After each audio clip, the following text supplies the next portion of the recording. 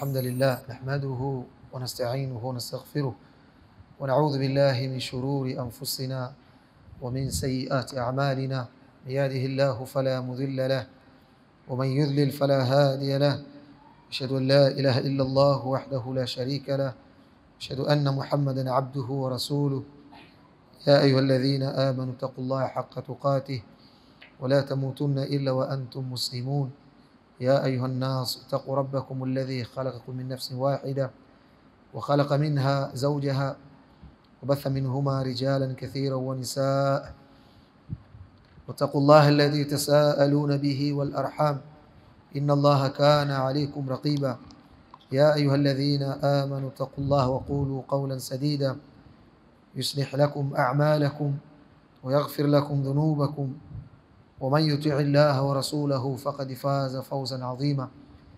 أما بعد فإن أصدق الحديث كتاب الله وخير الهدي هدي محمد صلى الله عليه وسلم وشر الأمور محدثاتها فإن كل محدثة بدعة وكل بدعة ضلالة وكل ضلالة في النار.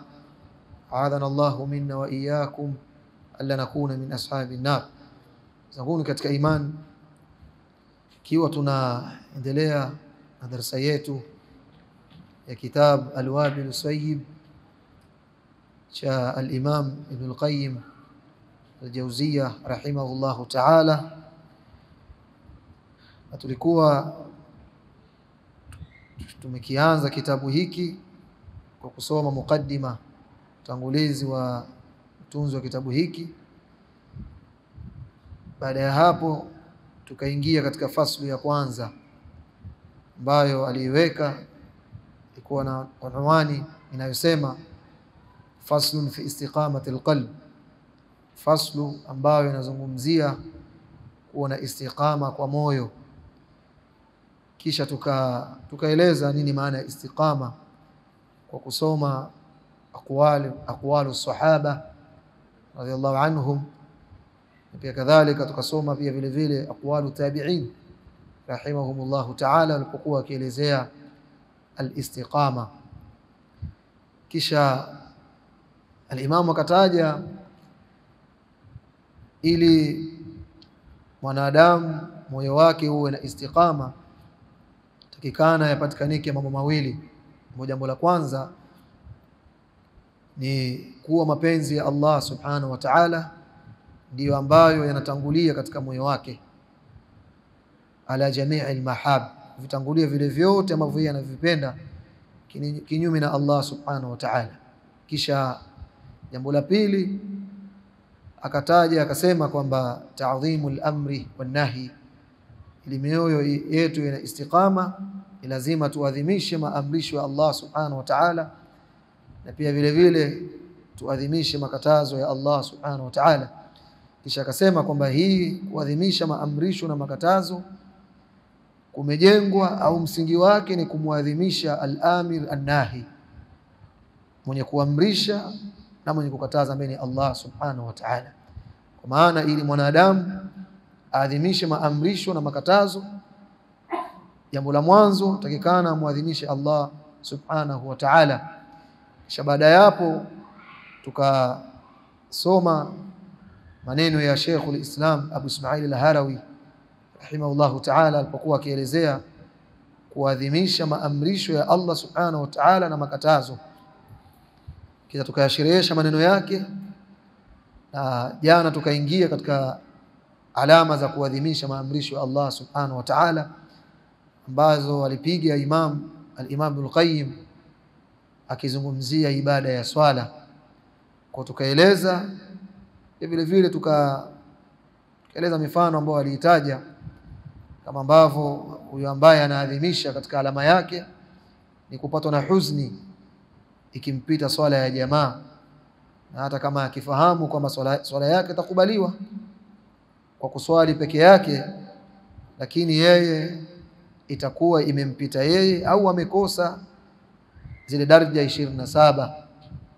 Pia vile vile akaeleza anaumia pia kadhalika ikimpita safu ya kwanza, na pia kadhalika ule wakati wa mwanzo na kadhalika aljamu alkathir, ule mkusanyiko uliokuwa mwingi, alladhi tudha'afu as-salat bikathratihi wa qillatihi, ambao swala inalipwa zaidi, inakuwa ni mudhaafa.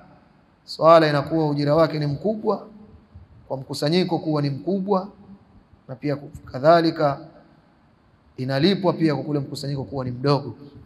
Kisha kadhalika tukataja atapatwa na huzuni kwa kukosa khushu' katika ibada ya swala.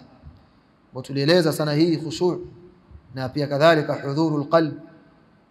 Mwanadamu au muislam katika swala yake ni wajib awe na khushu', na pia vile vile na hudhurul qalb fiha. Na akasema kwamba hii khushu' fi sala wa hudhurul qalb fiha, akasema huwa ruhuha wa lubbuha, hii ndio roho ya swala na pia vile vile ndio ubongo wa swala. Khushu' na hudhurul qalb, vitu hivi ndio ubongo na ni roho ya ibada ya swala. Kisha tukasimamia katika maneno, akapiga mfano, ikiwa mtu atampa zawadia kiongozi, kumpa mtumwa, kumpa mtu ambaye ni mayit. Sasa akasema ni ipi dhana yako wewe wa huyu mja kwa kutoa ile zawadi kwa yule ambaye yeye kamkusudia, ikiwa ni mfalme au ni amiri au ghairihi au asiokuwa huyo. Au kwa mfano mwingine, ikiwa mtu kampa mtu kitu kibaya, sasa si kitu kizuri. Sasa wewe ni ipi dhana yako wewe kwa kumdhania mtu huyu? Kwa nini au ana malengo gani kumpa mtu huyu kitu hiki kibaya ambao si kitu kizuri? Kisha akaendelea, ambapo tunaanzia leo, akasema fahakadha sawa'u salatu al-khaliyatu anil khushu', na hivi ni mamoja swala al-khaliyatu anil khushu', swala ambayo imeepukana na khushu', swala ambayo haina khushu', wal hudhur, na pia kadhalika swala ambayo haina hudhurul qalb, wa jam'il himmati ala Allah ta'ala fiha, na pia vile vile kuwa na ile azma, kuwa na azma, kukusanya azma kwa Allah subhanahu wa ta'ala fiha, katika hiyo ibada ya swala. Anasema swala hiyo ambayo ni al-khaliyatu anil khushu' wal hudhur wa jam'il himma, swala ambayo imeepukana na khushu'. Mtu anaswali swala haina khushu', na pia kadhalika moyo wake haupo katika ibada hiyo ya swala, na ana azima, ana yaqini katika kwa Allah subhanahu wa ta'ala katika hiyo ibada ya swala. Akasema bimanzilati hadha al-abd, hii swala ndio mfano wa huyu mja, huyu mtumwa au al-ama au huyu kijakazi. Yani mfano wake swala ambayo haina khushu' na pia kadhalika haina hudhurul qalb, ni sawa sawa na yule ambaye alitoa yule mtumwa ambaye ni mayit kuna kumpa yule mfalme. Hii ndio sawa sawa na swala ambayo haina khushu' na pia kadhalika haina hudhurul qalb. Anasema hadha al-abd, anasema wa jam'il himmat ala Allah ta'ala fiha, na kukusanya ile azima kwa Allah subhanahu wa ta'ala katika hiyo ibada ya swala. Bimanzilati hadha al-abd au al-ama, hii swala ambayo haina khushu' na pia haina hudhurul qalb ni mfano wa huyu mja au al-ama au kijakazi al-mayyit, ambaye ni mayit, alladhi, mtumwa ambaye yuridu ihdaahu ila ba'd al-muluk, ambaye anataka huyu mwanadamu kutoa zawadi kwa huyu mtumwa, ila ba'd al-muluk, kuwapa baadhi ya wafalme. Akasema walihadha la yaqbaluha Allah ta'ala la yaqbaluha Allah ta'ala min, kwa sababu hiyo la yaqbaluha Allah ta'ala, basi Allah subhanahu wa ta'ala haikubali hiyo ibada, hiyo swala yake, minhu, kutoka kwake yeye huyu ambaye haina khushu' na pia kadhalika haina hudhurul qalb. Akasema wa in asqatat al-fardha fi ahkami ad-dunya, na hata kama itaanguka ule uwajibu, hata kama ule uwajibu utaanguka kwake yeye fi ahkami dunia, katika hukumu za kidunia. Ni katika dunia kana huyu bwana kaswali ule ufaradhi wajibu kwake yeye ushaondoka, lakini madhali swala hii haina khushu' na pia kadhalika haina hudhurul qalbi, swala hii la yaqbaluha Allah ta'ala minhu. Allah subhanahu wa ta'ala haikubali swala hii. Wa in asqatat al-fard, na hata kama itaanguka ile fardh, yani ule wajibu utaondoka kwake yeye, fi ahkami dunia, katika hukumu za dunia, wala yuthibuhu alaiha, na pia vile vile hatapata thawabu yeye kwa swala yake hii. Fa innahu, wa ni hakika, laysa lil'abd min salatihi, hakuna au hana mja katika swala yake illa ma aqala minha, isipokuwa ile swala ambayo ina hudhurul qalbi na pia kadhalika ina khushu'. Fa innahu laysa lil'abd, wa ni hakika hana mja min salatihi, katika swala yake, bimaana alipwi ujira katika swala yake, illa ma aqala minha, isipokuwa ile ibada au swala ambayo aqala minha, moyo wake imehudhuria katika ibada hiyo ya swala.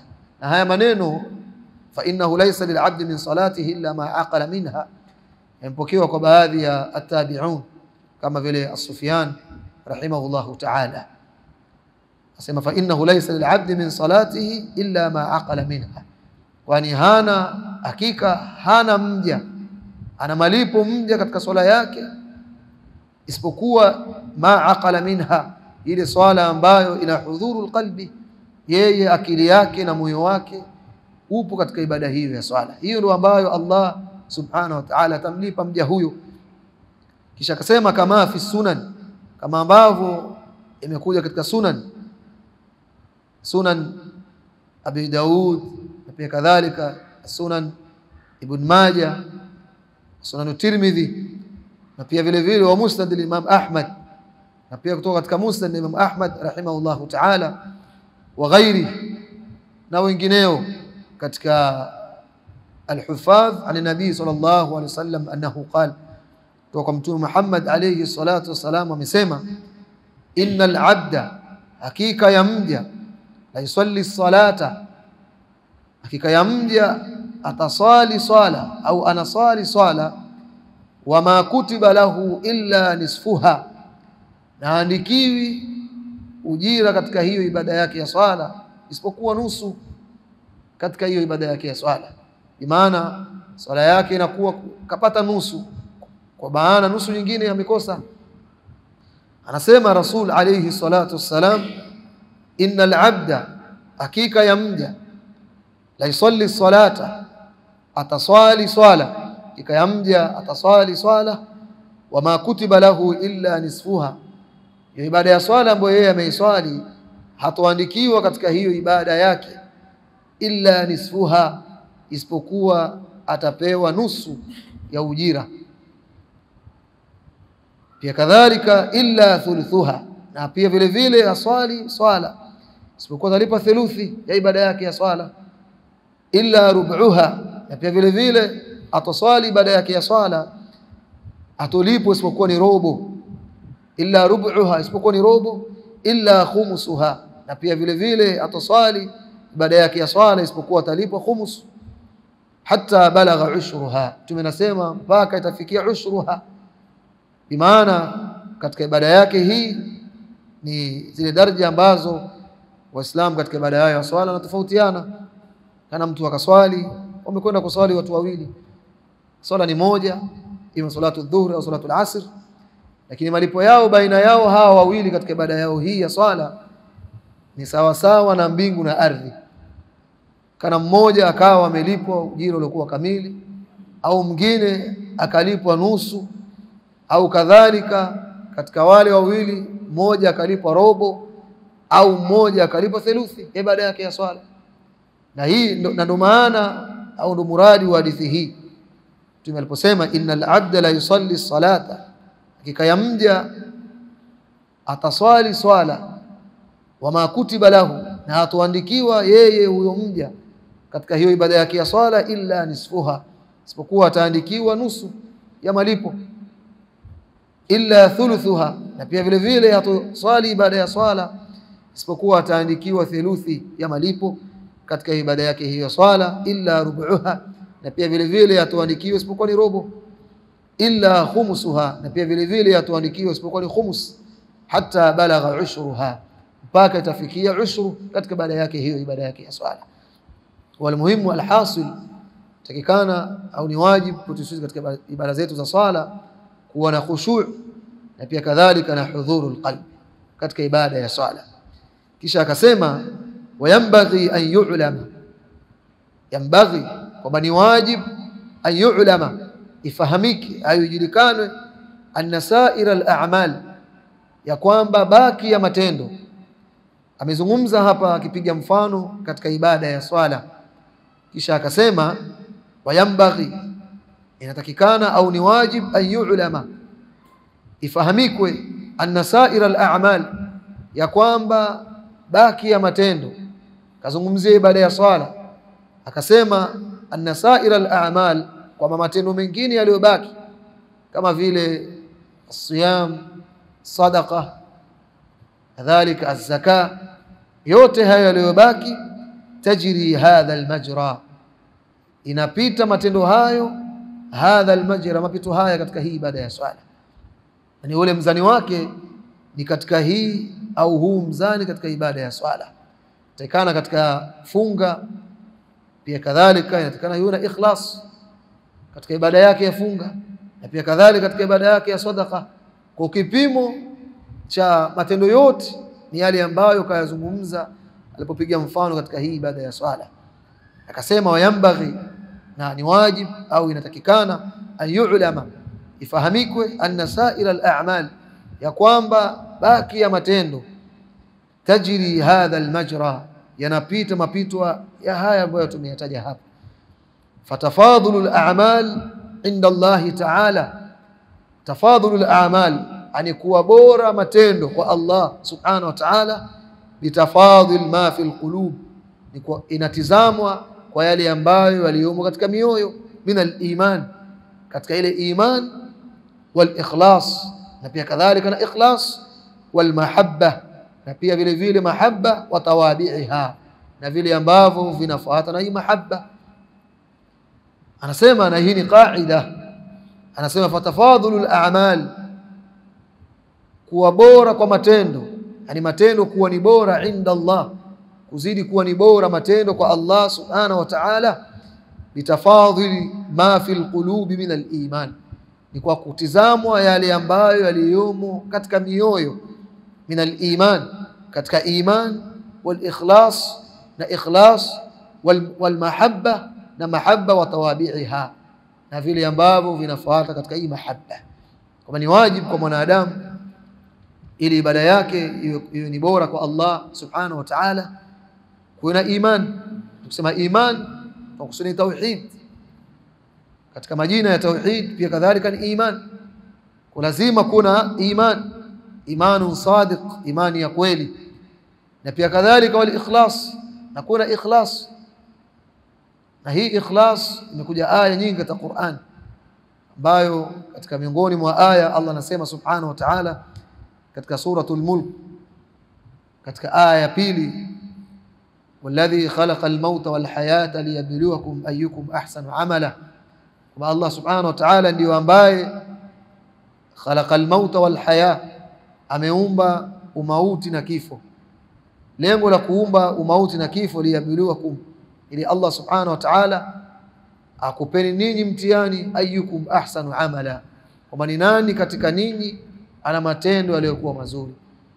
Alipokuwa akitafsiri aya hii, mmoja katika wanachuoni, Fudhail bin Iyadh Abu Ali rahimahullahu ta'ala, alipoulizwa akasema ahsanu amala akhlasuhu wa aswabuhu, kwamba amal hiyo ni amali nzuri, ni ile amal ambayo inakuwa na ikhlas ndani ya hiyo amal, na pia kadhalika inakuwa na mutaba'atu rasul. Hiyo ndio ahsanu amala inda Allah subhanahu wa ta'ala. Kwa amali ikiwa ina vitu viwili, ina ikhlas na pia kadhalika ina mutabaa, hiyo ndio ahsanu amala, ndio amali ambayo Allah subhanahu wa ta'ala anaikubali. Akasema ikiwa amal ina ikhlas lakini haina isaba, maana isabatu sunna. Pia vile vile amali hiyo Allah subhanahu wa ta'ala haikubali. Mtu mathalan kaswali kwa ajili ya Allah subhanahu wa ta'ala, lakini ile swala yake hakuna sunna katika ile ibada ya swala. Akuswali kama ambavyo mtume alivyoonekana akiswali, ambavyo kuja katika hadithi ambayo ni thabit, mtume anasema sallu kama raaitumuni usalli, swalini kama vile ambavyo mmeniona mimi nikiswali, alayhi salatu wassalam. Kwa mtu anaswali sio kama ambavyo mtume alivyoonekana akiswali. Kwa ikhlasu hipo, lakini mutabaa hiyo si ahsanu amala. Pia vile vile Allah subhanahu wa ta'ala haikubali. Na pia inawezekana amal ikawa na mutabaa, kaswali swala yake alhamdulillah kama ambavyo mtume sallallahu alivyofundisha, lakini ile ibada yake ya swala si kwa ajili ya Allah subhanahu wa ta'ala. Kwa hiyo pia amal Allah subhanahu wa ta'ala haikubali.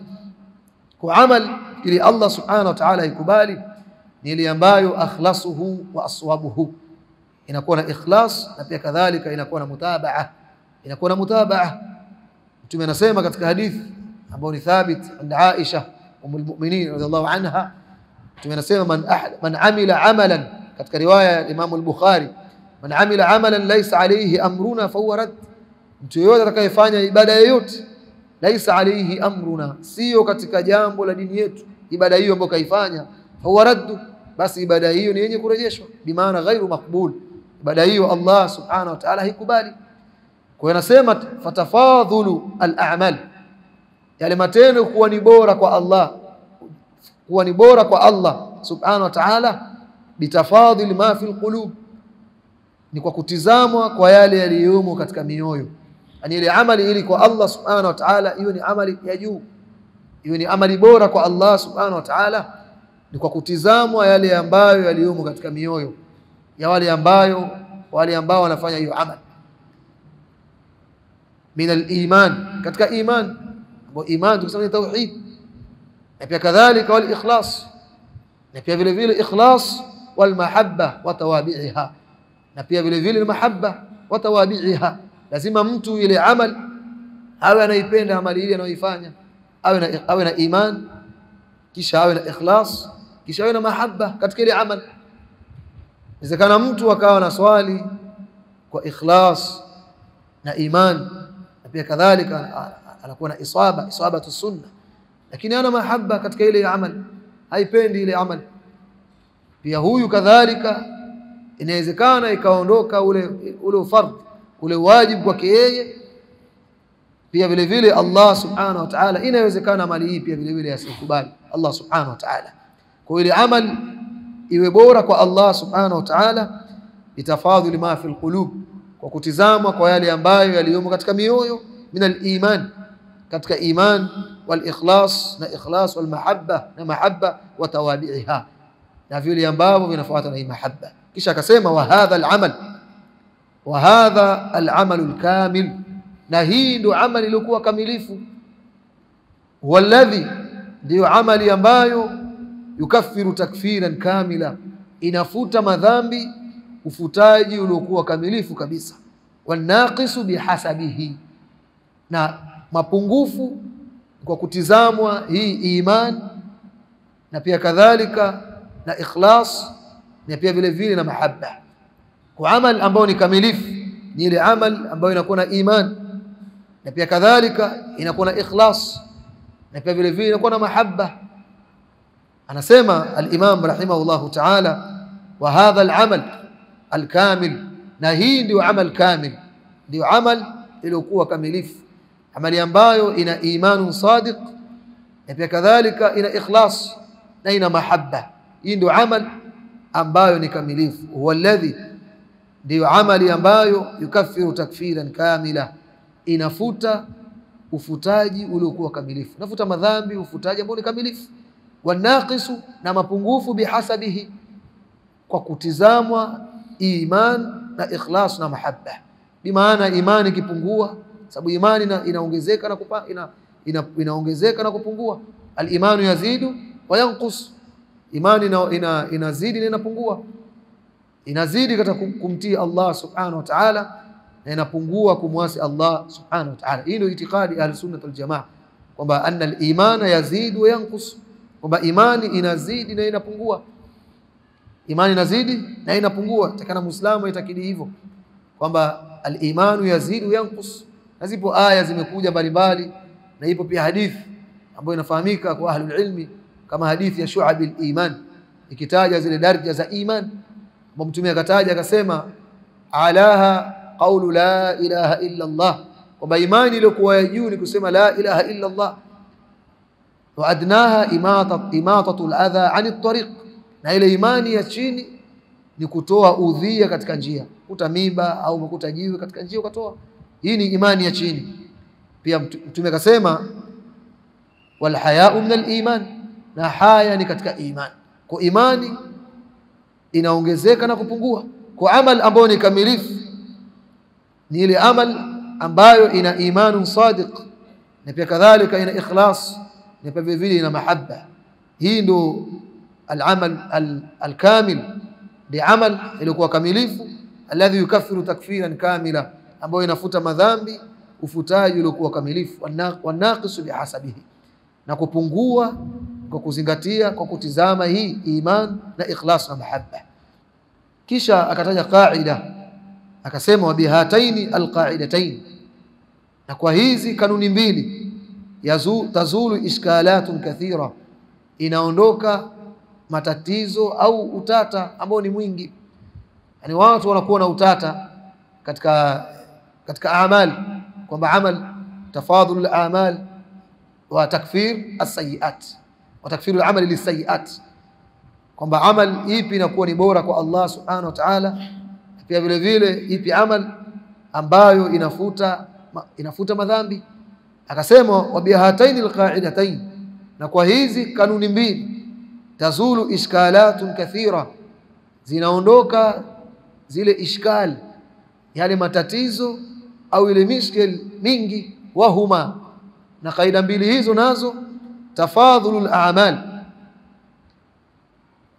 kuwa bora kwa amal, tafadhulul a'mal, kuwa bora kwa amal, bitafadhuli ma fil qulub, ni kwa kutizamwa kwa yale ambayo yaliyomo katika mioyo, min haqa'iqil iman, katika yale imani iliyokuwa thabit. Kusema haqa'iq ni jamu ya haqiqa, haqa'iq ni jamu ya haqiqa.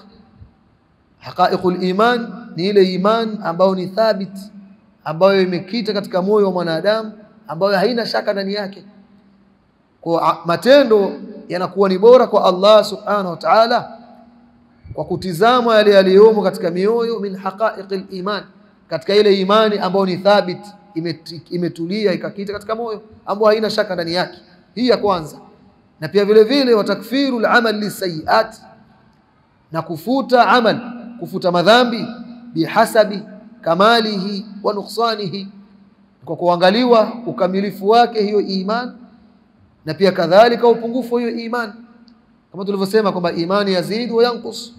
Kwa takfiru al-amal lis-sayyi'at, na kufuta amal madhambi, wa takfiru al-amal lis-sayyi'at, na kufuta amal madhambi, bihasabi kamalihi wa nuqsanihi, kwa kutizama, kwa kuangalia kamalihi, ule ukamilifu wake, wa nuqsanihi, na ule upungufu wake. Kisha akasema wa bihadha yazulu al-ishkal, na kwa kupitia hizi kanuni mbili inaondoka ishkal, alladhi yuriduhu, ishkali ambayo wanaileta hiyo ishkal, man naqasa hadhuhu min hadha al-bab, wale ambayo imepungua ile sehemu yao, imepungua ile sehemu, min hadha al-bab, katika mlango huu, yani mlango wa tafadhul al-a'mal wa takfiru al-amal lis-sayyi'at. Kuna watu ambao katika hii hawana nasib, hawafahamu hili kwamba amal kuwa ni bora kwa Allah inakuwaje, amali ipi inakuwa ni bora kwa Allah subhanahu wa ta'ala bora zaidi, na ni ipi amal ambayo inafuta madhambi. Ndio akasema bihadha yazulu al-ishkal, na kwa sababu hii hizi kanuni inaondoka ishkal, alladhi yuriduhu, ishkali ambayo wanaileta, man naqasa hadhuhu, wale ambao imepungua ile hadhi yao sehemu katika min hadha albab, katika mlango huu, ala alhadith alladhi fi, katika hiyo hadithi ambayo fi, katika hiyo hadithi Mtume anasema inna sawma yaumi arafa, hakika kunasema kufunga siku ya Arafa Allah subhanahu wa ta'ala anasamehe madhambi ya miaka miwili. Wa yaumu ashura, na pia vile vile kufunga siku ya Ashura yukaffiru sanatan, Allah subhanahu wa ta'ala anafuta madhambi ya mwaka.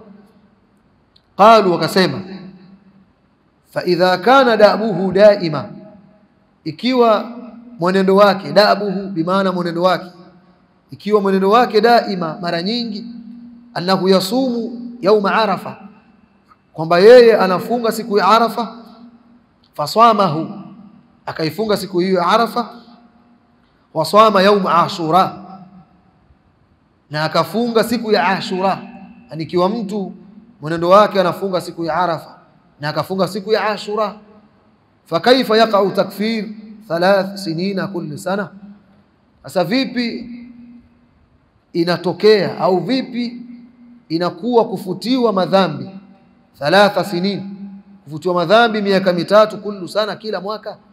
Yani hii ni ishkali ambayo ameitaja al-Imam, ambao ameeleta katika hadithi hii. Mtume anasema kwamba kufunga siku ya Arafa Allah anasamehe madhambi ya miaka miwili, na kufunga siku ya Ashura Allah subhanahu wa ta'ala anasamehe madhambi ya mwaka. Sasa wakasema ikiwa mtu yeye kawaida yake, fa idha kana da'buhu, ikiwa Muislam kawaida yake daiman, mara nyingi, yasumu yauma Arafa, ikiwa yeye kawaida yake anafunga siku ya Arafa, ikaja siku ya Arafa faswamahu, akaifunga siku ile ya Arafa. Baada ya kuja Arafa ikaja siku ya Ashura, waswama yauma Ashura, na akafunga siku ya Ashura. Na siku ya Ashura ni ile siku ya 10 katika mwezi wa Muharram, na siku ya Arafa ni siku ya 10 katika mwezi wa Dhulhijja. Ikiwa mahujaji watasimama katika viwanja vya Arafa, wale ambao hawako katika viwanja vya Arafa, kwa wao ni sunna kufunga, Kwa kufunga siku ya Arafa Allah anasamehe madhambi ya miaka miwili, na kufunga siku ya Ashura Allah anasamehe madhambi ya mwaka. Akasema mtu huyu ikiwa anafunga daima siku ya Arafa akafunga, na siku ya Ashura akafunga, sasa fakaifa yaqa'u takfir, vipi hii takfiri vipi inatokea hii takfir, huku kufutiwa madhambi? Fakaifa yaqa'u takfir, vipi inatokea kufutiwa madhambi 3 sinin, miaka 3, kullu sana, kila mwaka? Yani vipi anasamehewa? Tujaelewe mwaka huu, mwaka uliopita kafunga Arafa, kafunga na Ashura, mwaka huu akafunga Arafa, akafunga na Ashura. Sasa vipi Allah subhanahu wa ta'ala anamsamehe hii miaka 3 mwaka huu? Sababu kila mwaka Arafa ipo na Ashura ipo. Mwaka huu kafunga Arafa na Ashura, kila mwaka yeye anafunga. Sasa vipi Allah anamsamehe hii miaka hii 3? Allah subhanahu wa ta'ala vipi anamsamehe? Anasema al-Imam, ajaba ba'du man hadha, wakajibu baadhi yao kuhusiana na hili, wakasema bi anna ma fadala an at-takfir, ni kwamba yale ambayo yamekuwa ni bora an at-takfir, kwa kule kufutiwa, yanalu bihi darajat, yani imekuwa bora kwa katika ile amali yake, katika kufutiwa madhambi, yanalu bihi darajat, atapata kwayo, kwa hiyo ambayo ni bora atapata daraja za juu kwa Allah subhanahu wa ta'ala. Wakajibu hivi, kisha akasema waya lillahi alajab, kwamba anastaajabu, falaita alabd, ani laiti mwanadamu, idha ata bihadhihi almukaffirati kulliha, laiti mwanadamu ataleta hizi mukaffirati kulliha, hizi ibada ambazo zinafuta madhambi akazileta zote, an tukaffira anhu sayiatihi, atafutiwa kwake madhambi yake, bijtimai ba'dha ila ba'd, kwa kule kusanyika baadhi hii kwa baadhi nyingine.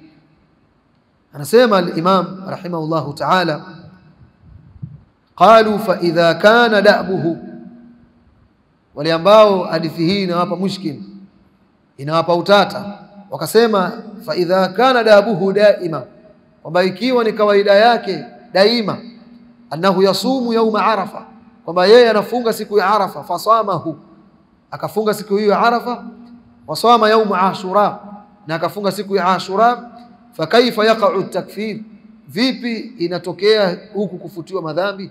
3 sinin, miaka 3, kullu sana, kila mwaka. Ni vipi kila mwaka anasamehewa madhambi ya miaka 3?